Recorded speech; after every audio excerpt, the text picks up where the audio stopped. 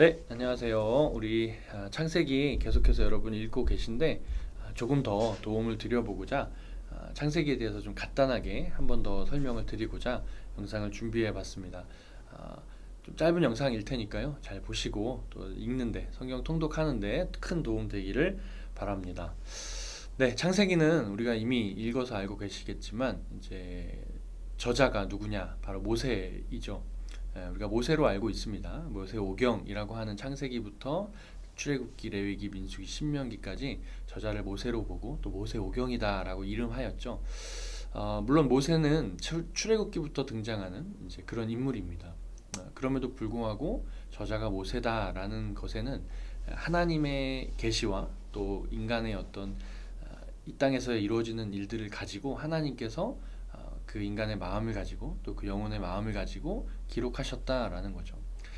그런 것처럼 우리가 이제 창세기를 읽든 뭐 어떤 성경을 읽든 이제 하나님께서 우리에게 주신 말씀이다라는 인간의 저자가 인간이라서 오류가 있고 또 저자가 인간이라서 또 부족함이 또 잘못된 부분이 나타날 수는 있다라고 이렇게 생각하면서 읽기보다 그 모든 것들을 사용하셔서 하나님의 완벽한 말씀으로 우리에게 주어졌다라고 믿는 것이 바람직합니다.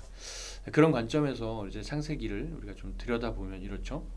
창세기의 뜻은 이제 히브리 말로 베레슈트라는 뜻입니다. 베레슈트라는 것인데 이것을 이제 70인격으로 번역을 한 것이 바로 엔 아르케라는 거예요.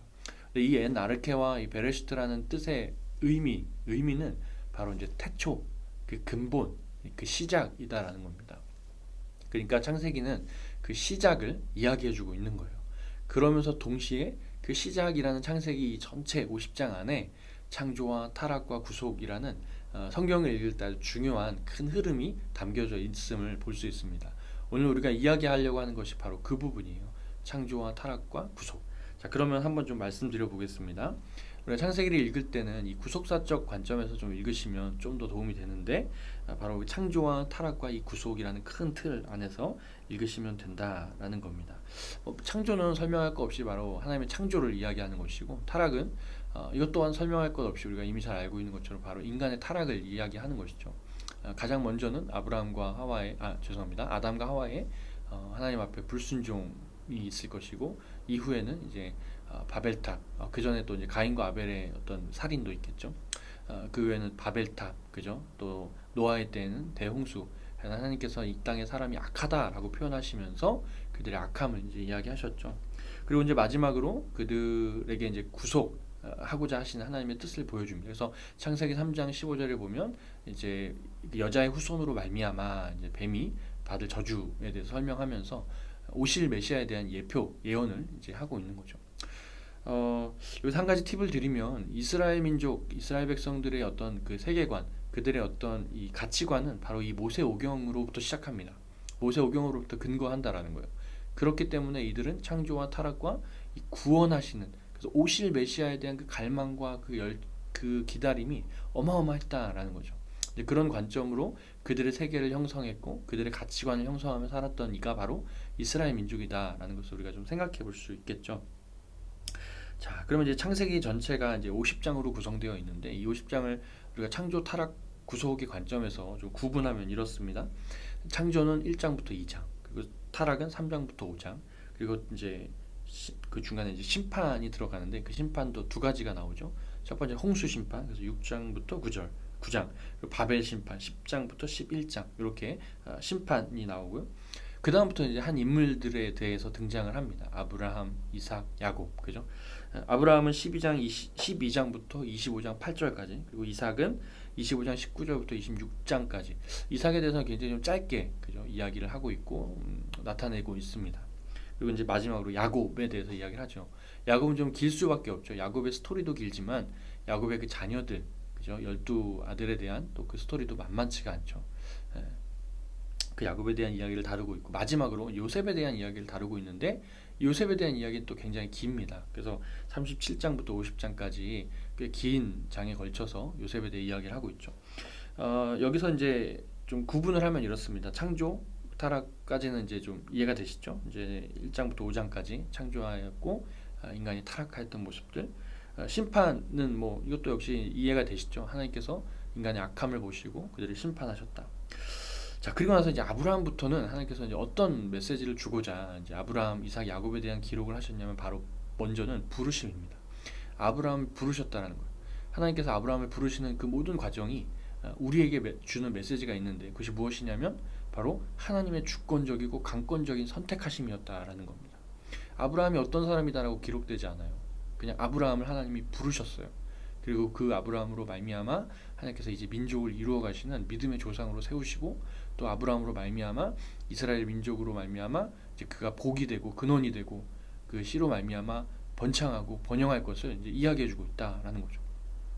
우리를 향한 부르심도 마찬가지죠. 이 아브라함의 부르심처럼 하나님께서 강권적으로 저와 여러분을 부르신 겁니다. 내가 뭘 잘해서 누가 나에게 뭘 해서 아니요. 하나님께서 여러분을 택하여 부르셨다라는 거예요. 그 부르심의 관점에서 여러분의 말씀을 보시면서 하나님이 나를 부르셨다라는 그 사실 앞에 여러분들이 순종하며 나아가길 바라고요. 그리고 아브라함을 부르시고 난 이후에 이제 그와 꾸준하게 언약을 체결하십니다. 12장에 15장에 계속 말씀하시죠. 너로 하여금 네 아들로 하여금 네 씨로 하여금 민족을 이룰 것이다. 아브라함이 인간적인 방법을 가지고 동원해서 뭘 하려고 했지만 하나님 그걸 용납하지 않으시고 이삭 내 아들로 하여금 이룰 것이다 라고 말씀하시고 이어서 이삭과 야곱과도 하나님은 계속 그 언약을 체결하시고 그 언약을 이어가시고 유지해 가십니다. 근데 여기서 이 언약을 유지해가는 그 주체가 바로 하나님이라는 거예요. 아브라함과 이삭과 야곱의 어떤 역할이 들어가는 것이 아니라 하나님이 주권적으로 그 언약들을 꾸준하게 이어가신다라는 겁니다. 우리가 그런 관점에서 말씀을 읽어본다면 저와 여러분을 향한 하나님의 그 언약의 관점도 동일하겠죠. 꾸준하게 하나님께서 우리로 하여금 그죠? 하나님이 아주 그 언약을 주권적으로 이끌어 가신다라는 것이죠. 그리고 마지막으로 요셉에 가서 이제 하나님께서 이제 메시지로 주고자 하는 것은 바로 용서와 화해입니다. 그러니까 이 창세기 50장의 전체의 큰 틀을 보면 이제 그렇게 되는 거죠. 창조하고 타락하였고 물론 그 타락한 이들을 심판하기 위한 심판이 있었고 그러나 심판 이후에 한 생명 한 사람을 부르시고 그 부르심으로 말미암아 하나님께서 언약을 세우시고 그 언약으로 말미암아 뭘 하시겠다라는 걸 보여주시냐면 바로 용서하고 화해할 것이다. 그것이 이제 요셉에 주는 메시지죠. 요셉이 애굽에 통해서 그 형들이 그를 찾아오게 되고 그죠? 총리로 있을 때 그렇게 하면서 형들과 화해하고 용서하는 그 모습. 그래서 요셉의 모습을 우리가 예수 그리스도 오실 예수 그리스도에 대한 예표다라고 보는 것도 이제 그런 맥락에서인 거죠. 물론 이 구약의 때는 아직 예수 그리스도가 오지 않았기 때문에 창세기 메시지 안에 예수 그리스도가 오셨다라고 기록할 수는 없지만 오실 메시아를 예표하고 있고 그 창세기 안에 기록하고 있고 드러내고 있다라는 거죠.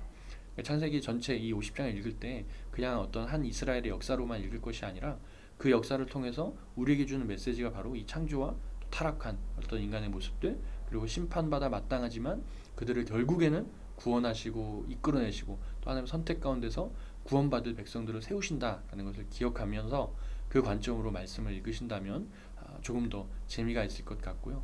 그리고 여러분들에게도 조금 더 잘 적용되어질 것 같습니다. 우리 그런 관점으로 남은 창세기 이제 반 정도 달려왔는데 남은 15장도 우리가 힘있게 또 힘차게 그렇게 함께 읽어가고 또 다음 또 출애굽기도 또 우리가 준비하며 같이 함께 읽을 준비를 하면 좋겠습니다. 네, 감사합니다. 성경통독 파이팅입니다.